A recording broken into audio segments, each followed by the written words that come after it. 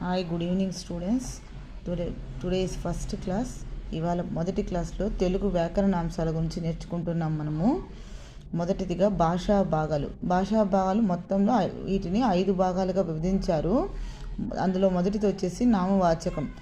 ఏదైనా పేర్లను సూచించే పదాలనే నామవాచకమని అంటామన్నమాట. ఉదాహరణకి మనుషుల పేర్లు కావచ్చు, జంతువుల పేర్లు కావచ్చు, ఇంకా వస్తువులు, ఊర్ల పేరు, నదుల పేర్లు, ఏ పేరైనా ఉండని మనము వాటిని నామవాచకంగానే గుర్తిస్తాం. ఉదాహరణకు రాజు, రాణి, గీత, సీత, కలము, పలక అన్నమాట.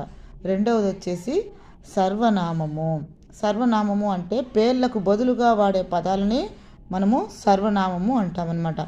ఉదాహరణకు వచ్చేసి వాడు, వీడు, అతడు, ఆమె, అది, ఇది ఇటువంటి వాటిని మనము సర్వనామంగా గుర్తిస్తామన్నమాట.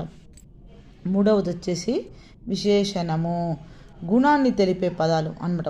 ఏదైనా వస్తువు యొక్క గుణాన్ని తెలిపేదాన్ని, అది వంట కావచ్చు, మనిషి యొక్క వ్యక్తిత్వం కావచ్చు, ఏదైనా కావచ్చు, దాన్ని తెలిపే గుణాన్ని తెలిపేది కాబట్టి దీన్ని విశేషణంగా మనము పరిగణిస్తాము. ఉదాహరణకు వచ్చేసి మంచి, చెడు, రుచులు.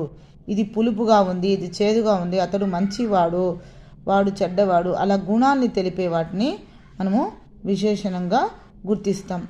నాలుగోది వచ్చేసి క్రియ, అంటే ఏదైనా పనిని తెలిపే పదాలను క్రియ అంటారు. అంటే వచ్చారు, తెచ్చారు, తిన్నారు, వెళ్ళారు, పెట్టారు అంటాం కదా.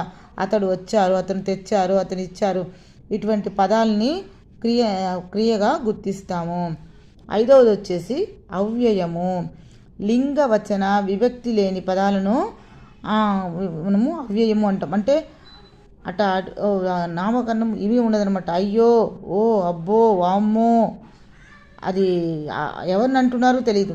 అంటే ఒక వ్యక్తిని ఆడ మనిషిని అంటున్నారా, మగవాళ్ళని అంటున్నారా, సందర్భాన్ని బట్టి అంటున్నారా, ఏమి తెలియకుండా అన్నప్పుడు అయ్యో, అమ్మో, అబ్బో, వామ్మో ఇట్లాంటి పదాలు వాడేటప్పుడు అవ్యయంగా మనము గుర్తిస్తాం. ఇవాళ క్లాస్లో తెలుగు భాషా భాగాలు అంటే ఏంటనేది తెలుసుకున్నామంట. తర్వాతి క్లాస్లో ఇంకేమైనా నేర్చుకుందాం. Okay students.